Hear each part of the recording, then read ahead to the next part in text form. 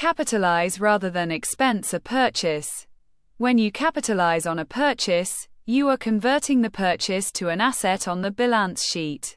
The more costs that are capitalized rather than expensed, the greater the profit that can be reported to shareholders.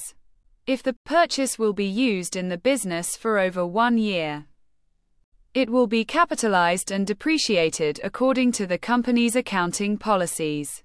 Capitalizing expenses is beneficial as companies acquiring new assets with long-term lifespans can amortize or depreciate the costs. ক্রয়ের খরচের পরিবর্তে মূলধন করুন।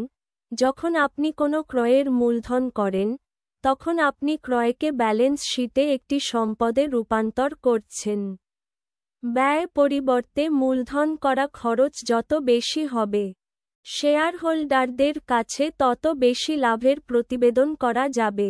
যদি ক্রয়টি 1 বছরেরও বেশি সময় ধরে ব্যবসায় ব্যবহার করা হয়, তাহলে কোম্পানির অ্যাকাউন্টিং নীতি অনুসারে এটি মূলধন করা হবে এবং অবমূল্যায়ন করা হবে। দীর্ঘমেয়াদী লাইফস্পান সহ নতুন সম্পদ অর্জনকারী কোম্পানিগুলি খরচগুলি পরিমার্জন বা অবমূল্যায়ন করতে পারে বলে ব্যয় মূলধন করা লাভজনক। Thanks for watching. Please like, comments, share, subscribe and follow my channel for getting regular update.